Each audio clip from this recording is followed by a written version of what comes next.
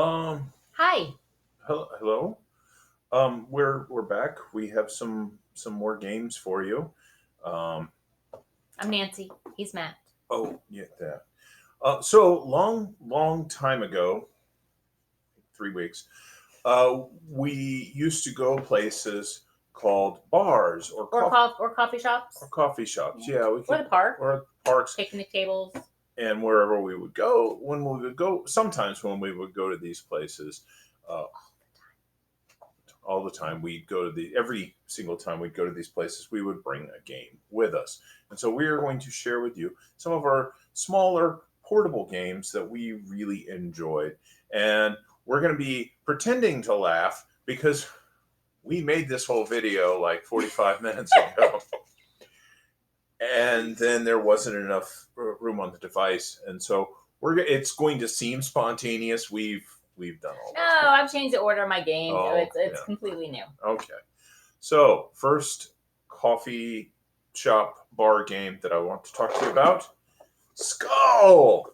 My friend Michael Yusi turned me onto this game, and this game is perfect for bars, and because all that you're playing with are coasters. You have all of these really cool, pretty coasters. So, Skull is basically poker for people who don't like to remember which hand is stronger, a full house, four of a kind. Basically, it's just the bluffing part, and so It's very pretty. it's very pretty. The way a game would go is this: each of you are going to have you're going to have the big square, and if you win a round, you turn it over, and then the second time you would turn it over, you'd win the whole game. And these are your cards. You can see on one side they're very colorful, and on the other side there are three of them are flowers, and one of them is a skull. Um, and the way the game would work is the first person would take one of their cards they'd decide and place it face down in front of them. Everybody would do it once. Then, uh, then the next person, as soon as everybody has put one down, then you can put another one down, or you can make a bet. And the way betting works is you would say how many of these coasters you could pick up off the table without picking up a skull. Now, there's a couple of hitches to that. And so I would say, I'll pick up one. Nancy would say two. Michael would say three. And you either raise or you're out until it comes down to one person. And then that person has to pick up however many of these coasters they said. Now, if they pick up one with a skull on it, they lose a coaster. They lose one of their coasters and they get to play again. If you lose all four of your coasters, you're out of the game. Uh, the hitch is you have to pick up your own first. So I might put the skull down, right? And then I'd say, well, I could definitely pick up one. Well, Nancy's going to call my bluff. I'll pick up two. So she has to pick up hers first, and then she has to pick up another one on the table. Or if I had passed and said, I don't think I can pick up any, he would be forced to pick up his one. I'd have to pick and up it would my be a one. skull. Yeah. So that's it. Skull. It's really cool. It plays 3 to 6. It's fairly simple, fun game. So one of my favorites to play that is very simple, very quick. Matt points out that this has good scalability, so it's really good for just 2 people, or it's good for a larger group. It says it plays up to 8. You could probably even stretch it and play a little bit more depending on the group. But it's timeline, and basically what you're doing is you are putting cards in timeline order.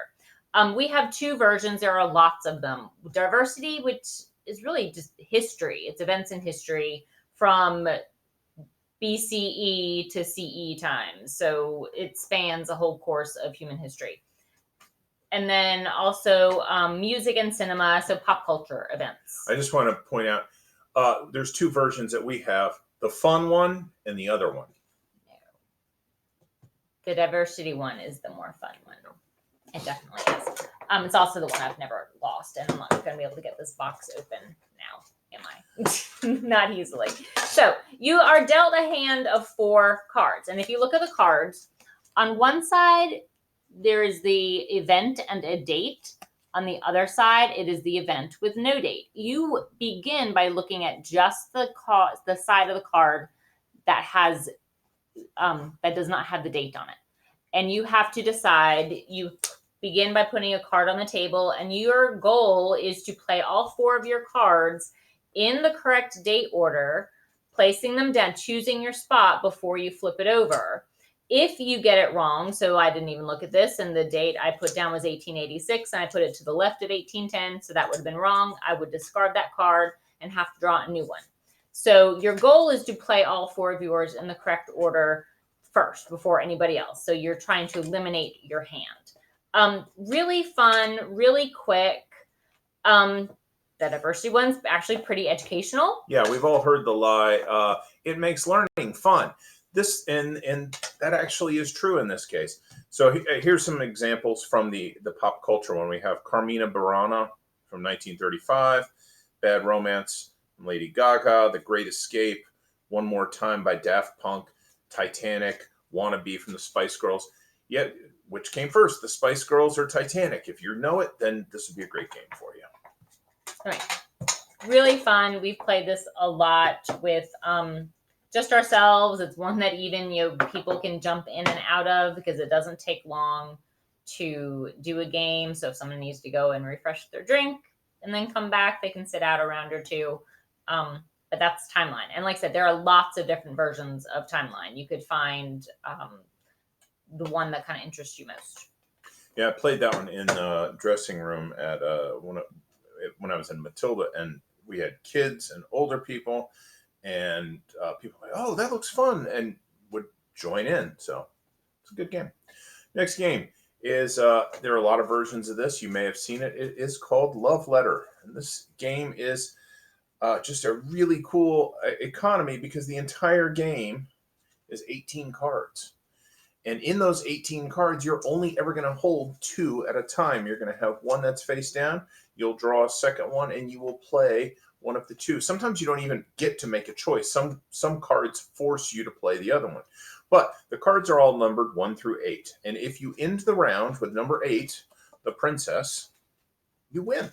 And when I say you win one of these little red cubes. Depending on how many people are playing, a certain number of cubes wins the game. So typical turn, you draw a card, you'd look, you'd make your decision.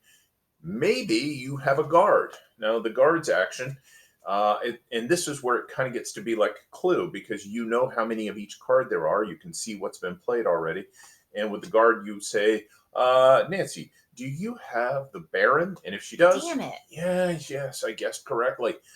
She's out. When it's down to one person, they get the cube, play a new round. So even though you're eliminated, you come back in pretty quickly.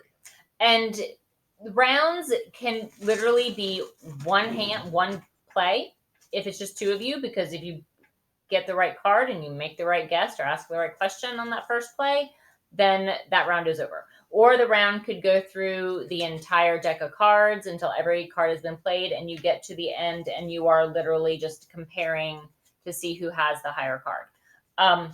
So it's the variability of that. It's not something that is going to sit and last forever. And it's pretty simple to learn. And you only ever have 2 cards in your hand at most. So you never have to sit and try to think about what's going to be the best choice. It's going to usually be pretty obvious to you what you want to do.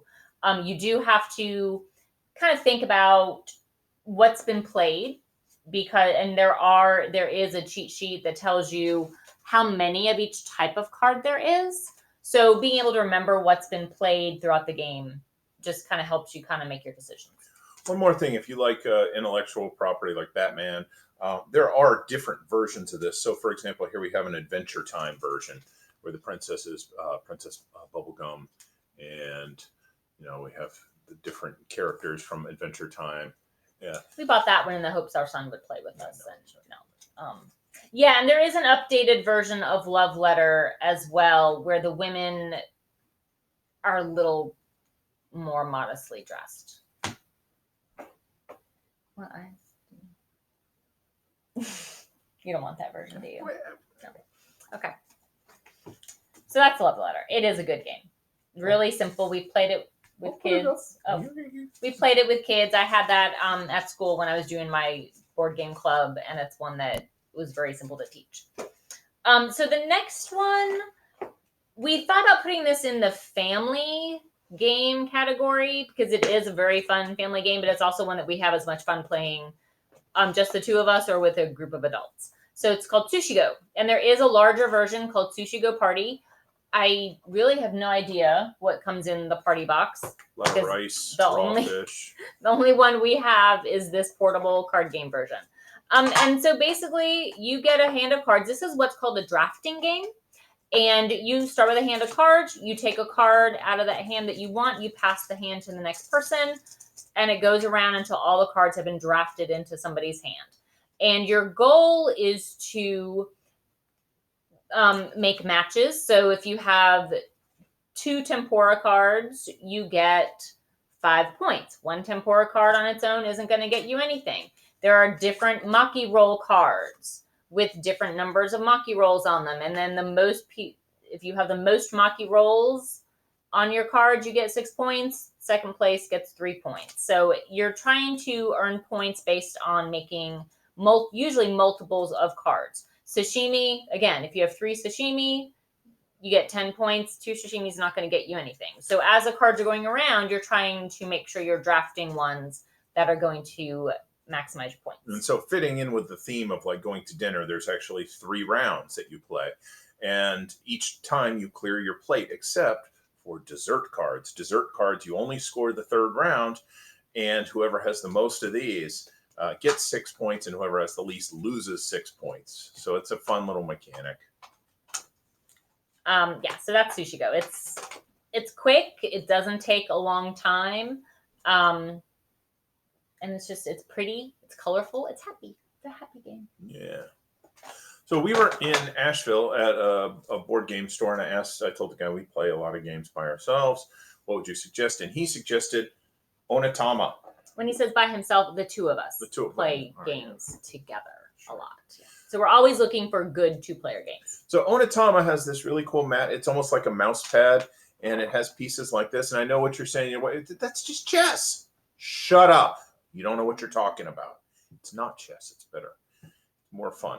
The object of the game is to there's only 2 different kinds of pieces. There are the students and there are the masters. If you can eliminate the other master, you've won. If you can take your master and sit them on the other master's chair, you've also won. Now, one of the reasons that people don't like chess, I think, is that each piece you have to learn, okay, the queen does this and the knight does this, and you have to learn a whole lot of different moves. This is very simple. All of the pieces have the exact same moves.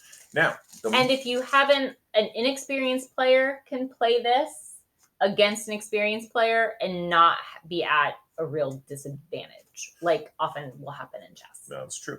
So the moves, there are only going to be 5 moves for each game, but those 5 moves are going to change from game to game, and they're going to be based on these cards, which are based on like martial arts positions. So those elephant and horse, you will start with 2 of them. Your opponent will start with 2 of them, and there'll be one in the middle. When you choose one of these to play, you'll put it in the middle. The one from the middle will come to you. So you always know what your options are, what your opponent's options are, and what possibly their next turn is going to be. So all of the information is on the table, unlike a lot of games where there's dice or hidden cards. Both players know everything that's going to happen. And one of the cool things about this game, especially watching this game, is that oftentimes you'll miss an opportunity to win because you'll be so focused on one thing. And even when you think, oh man, they're going to kill me on this next move, they may not see it and don't know it until afterwards. So really neat game. It's a fun game to watch. It's a fun game to play. The goal is, did you say the goal? The goal is either to get your master to the opposite side of the board. She was listening. Or to capture the other person's master. Maybe I didn't say it, but we'll go back and watch the video. Okay. Next quick card game is Coloretto.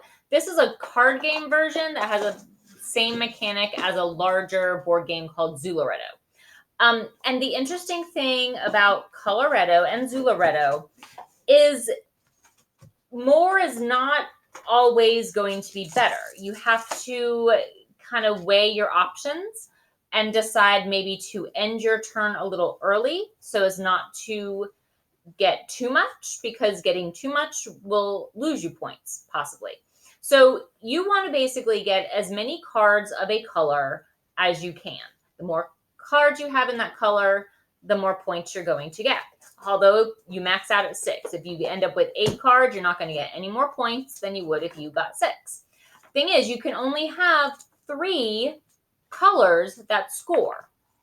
So once you've decided those 3 colors as you're drafting your cards, if you end up making a decision that gets you additional colors, you will potentially lose points at the end. So you're always kind of weighing, do you continue your turn? Do you just pause and sit out and kind of let the other players finish that round? It plays pretty quickly. There's a definite end time to it.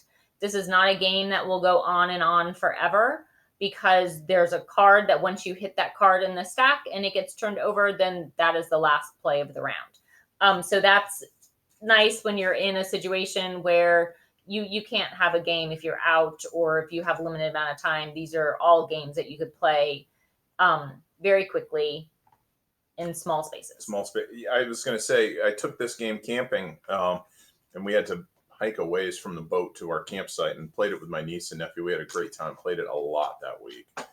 My next game, we picked up just as sort of a, oh, that looks neat and sounds interesting, is Naya. And this one doesn't have a board. It actually has 16 tiles that you're going to lay out in a 4x4 grid. And each of these tiles is unique. Each has 2 elements. So, for example, on this one, there's a banner, red banner, and a cherry blossom. This one has cactus and rain. Here's rain and maple leaves. Maple leaves, yeah. And so you'll lay them out in a 4x4 grid, and you will take turns playing your pieces in the garden. And when you play a piece on a tile, red or black, you will remove that tile. The object of the game is to get 4 in a row, horizontal, vertical, diagonal, or make a box of 4. And so you're kind of positioning like a tic-tac-toe game. But when you pick up the tile, you give it to the other person, and the place that they play next has to match one element of where they play, has to match the tile that they're given. So not only are you playing a piece, you're deciding your opponent's next move. So you have to try to be thinking a couple steps ahead in that game. So that is that strategic thinking, because if you make a decision that's just based on what you can do or what you want to do without thinking of what your opponent will be able to do, then you often end up losing, ending the game early. It's a lot, and it's a little like Onitama, in that you are helping to decide what your opponent is going to do next. So that's also a fairly cheap one. You can get that for less than $20 on Amazon. And I played that one also with elementary age kids. So this next one, this is one we've had for a long time now. It is called Aquarius. It's basically dominoes. Yeah, you're building a tableau of matching. In the age of Aquarius. Think about, you've got earth, wind, fire, air, all the elements, and each element has its own image, and you have to match up those images in a domino pattern, as long as one image matches something on the other card and they are touching. And the first player to get 7 contiguous images wins. There are then also cards that you can play that allow you to remove a card from your player's tableau, to shift something around in yours.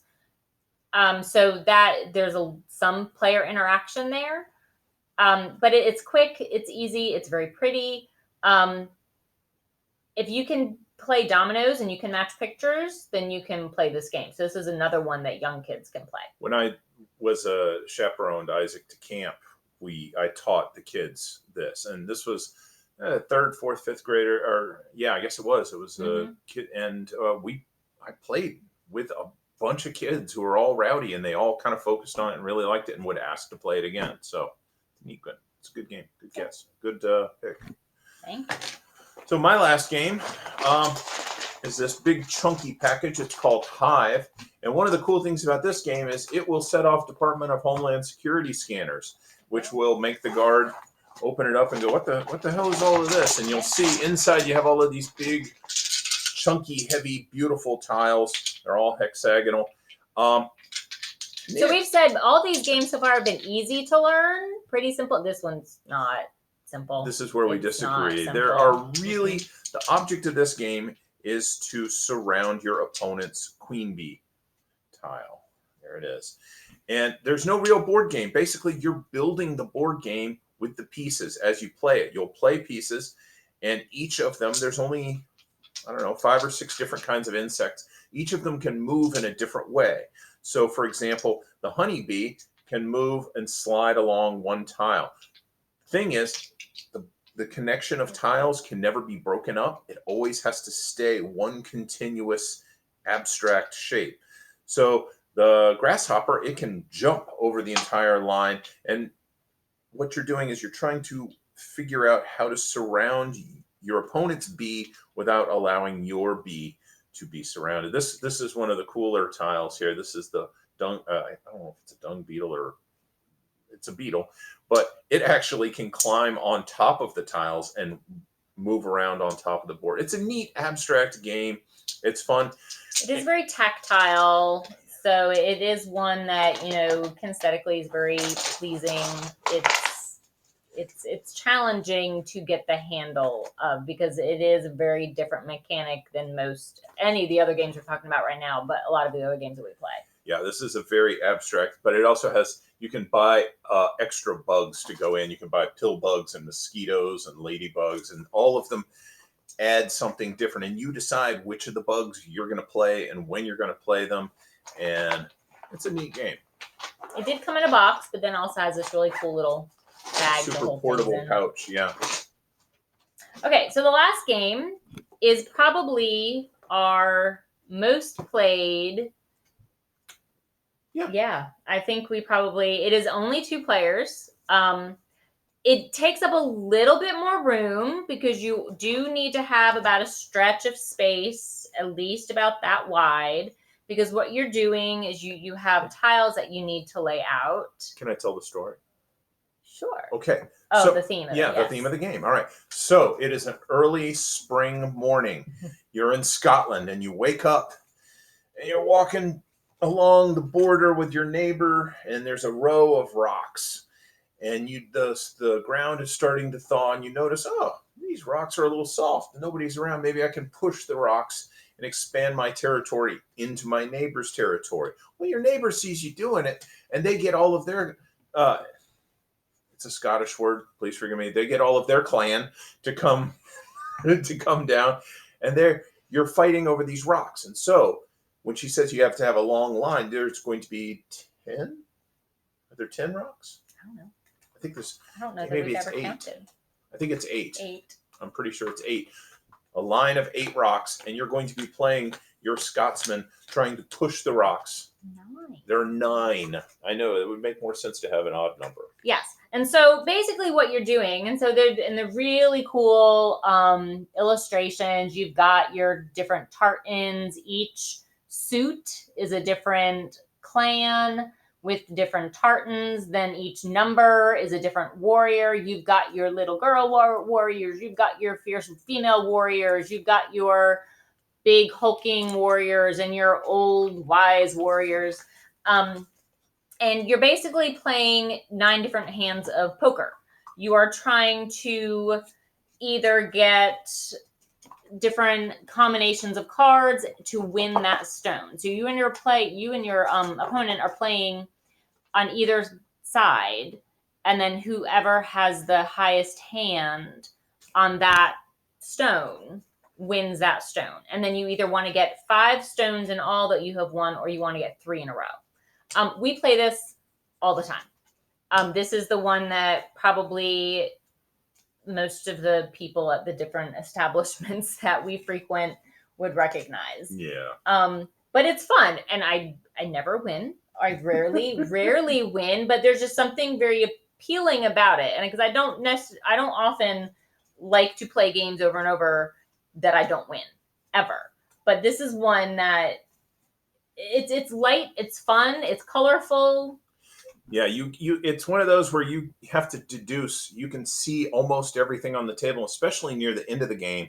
You have to realize what are the likelihoods that and oh, that is one of the cool things too. If you can prove with the information that's on the table that no doubt you have won this rock, you can claim it at the end of your turn. You can just pull it. You go, no, there's no other way you can get another 4. There's the 4. There's the 4. There's the 4. There's the 4. Now, if it's in your hand, you can't do it. But if the information is publicly available that there's no way they can beat you, you can go ahead and take it at the end of your turn. Were you going to talk about the I tactic was going to cards? talk about the Okay. tactics, unless you would like to. No, you can. Okay. So the basic game is just numbers and suits. But after you've played it a while, you can add in these tactic cards, which are neat little dirty tricks you can play on the other person. So, for example, this is the traitor. And when you play this, you can take a card from your opponent's side and bring it to your side. But you can't overpower with these because you have to keep within one card the number of dirty tricks and So tactics. it gives you an advantage, but it doesn't make it so that you can just keep playing them and playing them to kind of just roll over your opponent. Anyway, so ILO games, we have quite a few of their games. I think we've played or found quite a few of theirs that we like. But this Shot and Totten, I will have to say, I think it's probably one of our, at least this type of light, simple game. This is probably our favorite. So, okay. So again, if you have any questions about any of these games, how to find them, how to play them, be sure and let like us and know. share, and we'll get you updates wherever we post a new video. No, because once we can get out, we won't be doing any more videos. We'd rather just have you over to play games instead of doing a video. You, but you can. The other. The rest of them. Yeah. Okay. Thanks.